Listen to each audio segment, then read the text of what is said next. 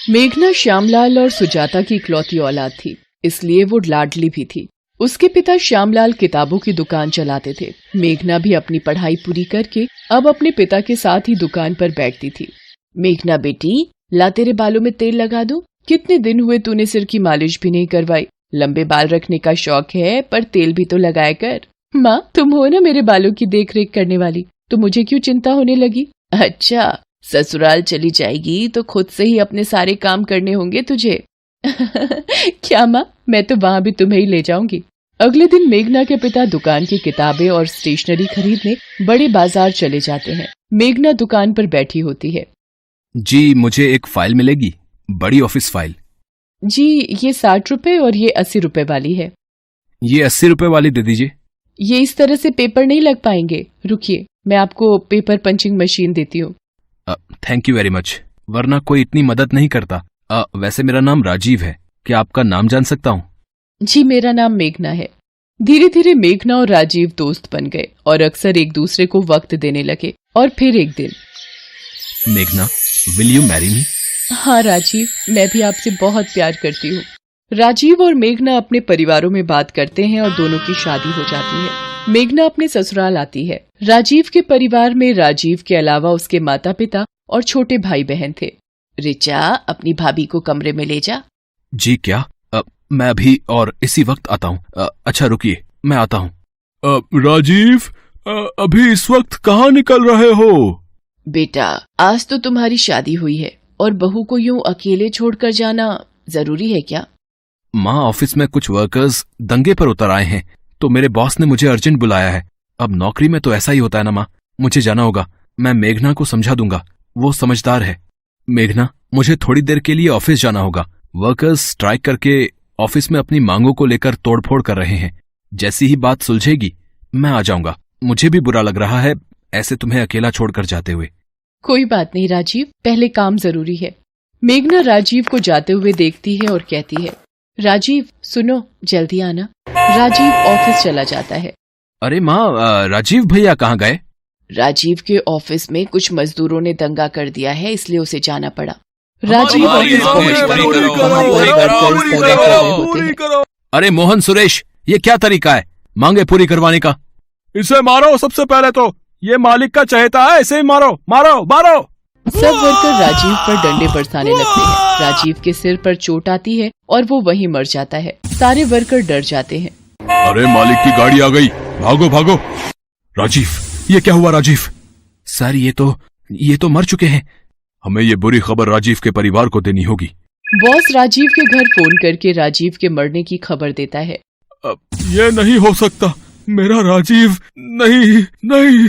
पिता का फोन हाथ से छूट जाता है। वो बड़ी मुश्किल से सबको ये बात बताता है।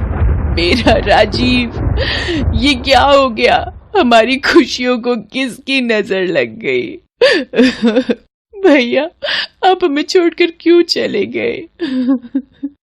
कुछ देर बाद मोहित रोता हुआ राजीव की लाश को घर ले आता है। मेघना तो बिल्कुल शांत हो चुकी थी, मानो उसकी जिंदगी रुक गई हो। राजीव, आप मुझसे वादा करके गए थे कि जल्दी वापस आओगे। आपने वादा तोड़ दिया राजीव, आपने वादा तोड़ दिया। मेघना के माता पिता भी आ जाते हैं। पूरा माहौल सदमे में आ जाता है। राजीव का अंतिम संस्कार हो जाता है। बहन जी, क्या कुछ दिनों के लिए हम मेघना को अपने साथ ले जा सकते हैं? जी ले जाइए, कुछ दिन इसका मन बहल जाएगा। माँ, मुझे कहीं नहीं जाना, मैं यही राजीव की यादों के सहारे रहूंगी। तभी राजीव की बुआ दादी कुछ औरतों के साथ आ जाती है। आशा, ये क्या हो गया? राजीव कितनी छोटी उम्र में चला गया। अब रीति रिवाज के मुताबिक मेघना बहू को राजीव की विधवा बनकर रहना होगा। पर बुआ दादी, मुझे ये सब कुछ नहीं पता, तभी तो इन विधवाओं को लाई हूँ। ये मेघना को सब कुछ समझा देंगी। माँ, ये सब करना क्या जरूरी है? माँ, भाभी के साथ ये सब क्या हो रहा है? ये आजकल के बच्चे हमें बताएंगे रीति रिवाज। चलो, तुम लोग मेघना को सफेद साड़ी पहना लाओ, फिर इसके सिर के बाल उतरवाने हैं। माँ, ये बहुत ज्यादा हो रहा है। भैया के जाने की इतनी बड़ी सजा, इसमें इनकी क्या गलती है? आशा जी, मेरी बच्ची के बाल मत उतरवाइए, मेरी बच्ची ये सहन नहीं कर पाएगी। सब लोग चुपचाप मेघना के साथ होते अन्याय को देख रहे थे। मेघना को सफेद साड़ी पहनाकर चौकी पर बिठा दिया जाता है। नाई मेघना के बाल उतारने के लिए उस्तरा निकालता है। बुआ दादी, क्या ये सब जरूरी है? अभी इसकी उम्र ही क्या है?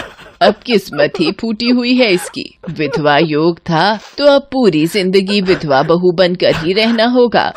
मेघना रोए जा रही थी। सब लोग उसके साथ ये सब होता देख रहे थे, पर कोई भी उसके लिए कुछ कर नहीं पा रहा था। मेरी बच्ची मेघना, भाभी। मेघना बिल्कुल मायूस हो चुकी थी। उसके आंसू सूख रहे थे। उसकी किस्मत का फैसला भगवान के हाथ में था। तभी मोहित तेजी से मेघना की तरफ जाता है और उसका हाथ पकड़कर घर के मंदिर की तरफ ले जाता है और मंदिर में रखे सिंदूर को मेघना की मांग में भर देता है। सब लोग हैरान रह जाते हैं। ये क्या अनर्थ कर दिया इस लड़के ने? विधवा बहू से शादी कर ली। चलो चलो यहाँ से, कैसे पापियों का घर है। मेघना मोहित को चाटा लगा देती है और कमरे में जाकर फूट फूट कर रोने लगती है। आशा, कहीं न कहीं मोहित ने जो किया है वो ठीक ही तो है। मेघना से शादी करके मोहित ने मेघना की जिंदगी में फिर से रंग भर दिए हैं। अभी उस बेचारी ने देखा ही क्या है। शायद आप ठीक कह रहे हो जी। हम भी तो ये सोच सकते थे, पर पुराने रीति रिवाजों के पल्ले में बंद कर आज एक बहू के साथ अन्याय कर रहे थे। मेघना, मेरी बच्ची, मैं जानती हूँ राजीव की यादें तुम नहीं भुला सकती, पर तुम्हें इस हालत में देखकर राजीव की आत्मा भी दुखी होगी। सब लोग मिलकर मेघना को समझाते हैं और मोहित के फैसले की सराहना करते हैं। मेघना की जिंदगी में फिर से एक बार रंग भर जाते हैं। एक विधवा बहू की शादी करके खुशियां मेघना की जिंदगी में फिर से दस्तक देती हैं।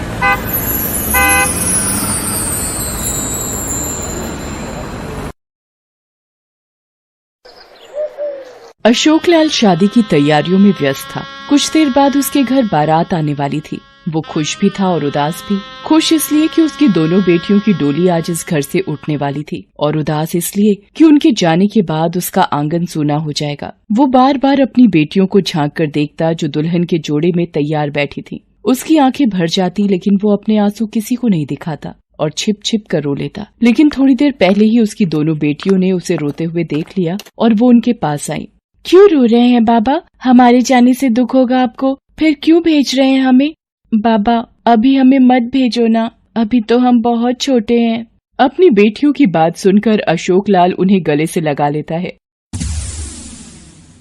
हमीरपुर में रहने वाला अशोकलाल कबाड़ी का काम किया करता था। उसके घर में उसकी पत्नी रत्ना के अलावा दो बेटियां सीमा और गुड़िया थी। सीमा की उम्र 9 साल और गुड़िया 11 साल की थी। दोनों सरकारी स्कूल में पढ़ती थी।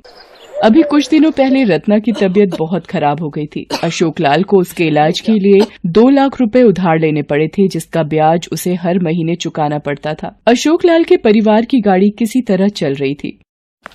एक कबाड़ी वाले, टूटे फूटे बर्तन, पुरानी कॉपी किताब, न्यूज़पेपर, एक कबाड़ी वाले। तभी एक औरत एक घर से निकलकर उसे आवाज लगाती है। ए कबाड़ी, न्यूज़पेपर कैसे ले रहे हो? 7 रुपए किलो। 7 रुपए? अभी पिछले महीने तो मैंने 9 रुपए में बेचा था। नहीं नहीं मेम साहब, 2 साल से यही रेट है।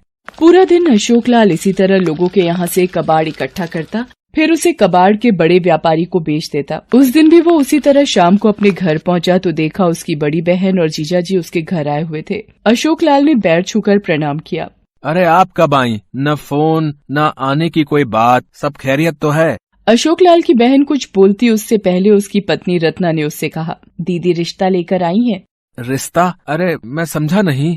अरे भाई, मैं समझाती हूँ। मुझे अपनी सीमा और गुड़िया के लिए 2 लायक लड़के मिले हैं। ये आप कैसी बात कर रही हो? वो दोनों तो अभी बहुत छोटी हैं। अशोकलाल की बात सुनकर उसकी बहन मुंह बनाते हुए बोलती है, तो क्या उनके बड़े होने का इंतजार करोगे? जब भाभी की शादी हुई थी तो वो उस समय 11 साल की ही तो थी, और मेरी शादी तो 10 साल में ही हुई थी ना। हमारी बिरादरी में तो शादी कम उम्र में ही होती है ना। अरे हमारा जमाना कुछ अलग था बहन, अब दुनिया बदल गई है। तो क्या चाहते हो? इन दोनों को घर बिठा कर रखना है, और कल को कोई ढंग का लड़का इन्हें बिरादरी में नहीं मिला जब इनकी उम्र बढ़ जाएगी, फिर बिठा कर अपनी छाती पर मूंग दलवाना दोनों से, और उस समय मुझे मत कहना कि लड़का खोज दो। हाँ। अपनी बहन की बात सुनकर अशोकलाल सिर पर हाथ रखकर बैठ गया। उसे समझ नहीं आ रहा था कि वो अपनी बहन की बात का क्या जवाब दे। देखो भाई, आपकी कमाई कितनी है ये किसी से छिपी नहीं है, और महंगाई का तो आपको पता ही है। कल को इनकी शादी के लिए पैसे कहाँ से लाएंगे? अभी माथे पर खुद इतना सारा कर्ज है, कैसे करेंगे सब? वैसे भी तुम्हें कल भी इनकी शादी करनी है, तो क्यों ना आज ही कर दी जाए। अपनी बहन के तर्कों के आगे अशोक लाल ने घुटने टेक दिए। वो अपनी दोनों बेटियों की शादी के लिए तैयार हो गया। कुछ दिन बाद दोनों लड़के अशोक लाल की बेटियों को देखने आए। अशोक लाल और रत्ना ने जब उन्हें देखा तो दोनों चौंक गए, क्योंकि उन दोनों की उम्र 40 साल से ज्यादा थी और दोनों की पहले शादी भी हो गई थी, लेकिन दुर्भाग्य से उनकी पत्नियां नहीं रही। ये बात तो उसकी बहन ने बताई ही नहीं थी। उन दोनों के जाने के बाद अशोक लाल ने अपनी बहन से इस बारे में पूछा। इसी को कहते हैं भलाई का तो जमाना ही नहीं रहा। मैंने दो लड़के ला कर दिए जिन्हें शादी में एक पैसा दहेज भी नहीं चाहिए, और तुम उम्र लेकर बैठ गए। अरे उम्र का क्या अचार डालना है, वैसे भी लड़कों की उम्र नहीं देखी जाती। अशोक लाल और रत्ना मजबूर थे। एक तो पैसों की मजबूरी उनके साथ थी और दूसरा बिरादरी का दबाव भी था उन पर। वे शादी को तैयार हो गए। 5 दिन बाद शादी की तारीख तय हुई। इधर इन दोनों छोटी बच्चियों को शादी का मतलब भी नहीं पता था। एक दिन जब वे दोनों स्कूल जा रही थीं, तो उन्होंने एक सवाल अपनी माँ से पूछा। माँ, जब हमारी शादी हो जाएगी तो क्या हम स्कूल जाएंगे? उनकी बातों का रत्ना क्या जवाब देती, वो चुप रही। स्कूल में भी सीमा और गुड़िया ने अपनी सहेलियों से अपनी शादी की बात बताई। बच्चों से होते होते ये बात उनकी सुनीता मैडम तक पहुंची। सुनीता मैडम ने उन दोनों को बुलाया और उनसे बात की। जी मैम, हमारी शादी अगले महीने है। ये तुम्हें किसने बोला? माँ ने बताया। हमें तो अंकल देखने भी आए थे। अंकल? जी मैडम, उन्हीं अंकल से तो हमारी शादी हो रही है। उन दोनों की बात सुनकर सुनीता मैम आश्चर्यचकित रह गईं। ये तो सीधा सीधा बाल विवाह का मामला है जो कि गैर कानूनी है। मुझे उन बच्चियों की मदद करनी होगी। सुनीता उसी दिन अशोक लाल के घर जा पहुंचती है और उन्हें समझाने की कोशिश करती है। अशोक लाल की बहन भी उस समय वहां आई हुई थी। सुनीता ने जैसे ही अशोक लाल को ये शादी रोकने के लिए कहा तो अशोक लाल की बहन चिढ़ गई। माफ करिएगा टीचर जी, लेकिन ये हमारा घरेलू मामला है और आप इनसे दूर रहें तो अच्छा रहेगा। मैं मानती हूँ कि सीमा और गुड़िया आपकी अपनी भांजी हैं, लेकिन ये आपका घरेलू मामला तो बिल्कुल नहीं है। ये सामाजिक मामला है। दोनों बच्चियाँ मेरे स्कूल की छात्रा हैं और मेरा फर्ज है कि मैं उनके साथ कुछ भी गलत ना होने दूं। ये कैसी बातें कर रही हैं आप टीचर जी? भला शादी में क्या गलत है? शादी में गलत नहीं है, लेकिन कम उम्र में शादी गलत है। ये गैर कानूनी है। सुनीता ने अपनी बात उन्हें समझाई, लेकिन अशोक लाल की बहन को उनकी कोई बात समझ नहीं आई। उल्टा उसने सुनीता मैडम को बेइज्जत करके घर से निकाल दिया। दुर्भाग्य की बात ये थी कि इस बार अशोक लाल ने भी चूं तक नहीं किया। इधर सुनीता ने भी हार नहीं मानी। उन बच्चियों की शादी वाले दिन वो थाने पहुंची और इस बाल विवाह के खिलाफ रिपोर्ट लिखवा दी। इंस्पेक्टर इंदिरा ने जैसे ही बाल विवाह की बात सुनी वो चौंक गई। मैडम, बहुत उम्मीद लेकर मैं आपके पास आई हूँ। उन बच्चियों का जीवन बचा लीजिए, नहीं तो मैं खुद को कभी माफ नहीं कर पाऊंगी। आप बिल्कुल फिक्र न करें, मेरे रहते हुए उन बच्चियों का जीवन खराब नहीं होगा। अशोक लाल को बारात के आने की सूचना मिल गई थी। तय वक्त पर बारात आ गई। उधर सुनीता इंस्पेक्टर इंदिरा के साथ अशोक लाल के घर की ओर निकल पड़ी, लेकिन बीच रास्ते में ही उनकी जीप का टायर पंचर हो गया। इस टायर को भी अभी पंक्चर होना था। अब हम क्या करेंगे मैम? कहीं हमें वहाँ पहुँचने में देर न हो जाए। तब इंस्पेक्टर इंदिरा ने अपने हवलदार को कहा कि वो जीप का पंक्चर बनवा कर आए। वे पैदल ही जाएंगी। इंस्पेक्टर इंदिरा और सुनीता पैदल ही अशोक लाल के घर की ओर चल पड़ी। उधर मंडप पर दोनों लड़कियां आ गई थीं। पंडित जी मंत्र पढ़ रहे थे। वो दोनों बेचारी बच्चियां असहाय सी होकर मंडप पर बैठी थीं। तभी वहाँ पर इंस्पेक्टर इंदिरा सुनीता के साथ पहुँच गयी। बंद करो, तुरंत बंद करो, ये शादी नहीं हो सकती, ये गैर कानूनी है। इंस्पेक्टर को देखकर वहाँ सभी के चेहरे पर हवाइयां उड़ने लगी। दोनों लड़के फरार होने की फिराक में थे, लेकिन इंस्पेक्टर ने उन्हें पकड़ लिया। शर्म नहीं आती तुम लोगों को? अपनी उम्र देखी है और इन बच्चियों की उम्र देखी है? कहाँ है इनके माता पिता? मैं सबको जेल भेजूंगी। अशोक लाल इंस्पेक्टर इंदिरा के पास आते हैं। आप लोग इनके माता पिता हैं या इनके दुश्मन हैं? आपको अपनी बच्चियों की जरा भी फिक्र नहीं है? अरे शादी की उम्र होती है, सरकार ने उम्र तय भी कर रखी है, लेकिन आप लोग मनमानी करते हैं। लेकिन मैडम, हमारी बिरादरी में तो कच्ची उम्र में ही शादी हो जाती है। अरे कच्ची मिट्टी के बर्तन में आप खाना बनाती हैं क्या, या उनका इस्तेमाल करती हैं? जी नहीं। जब बर्तन कच्चे इस्तेमाल नहीं करती तो कच्ची उम्र में शादी कैसे कर रही हैं? और किस बिरादरी की बात आप कर रही हैं? अगर कोई बिरादरी बाल विवाह का समर्थन करती है तो ये अपराध है और अपराधियों को जेल जाना पड़ता है। अशोक लाल को अपनी गलती का एहसास होता है। अशोक लाल की बहन भी शर्मिंदा हो जाती है। उन दोनों को 1 महीने की जेल होती है। फिर उन्हें जमानत पर इस शर्त पर छोड़ा जाता है कि दोबारा वो ऐसा कोई काम नहीं करेंगे। सुनीता के प्रयास से एक बालिका कम उम्र में वधू होने से बच जाती है। आपके समाज में भी आपको कुछ ऐसा दिखता है तो इसके खिलाफ आवाज उठाएं।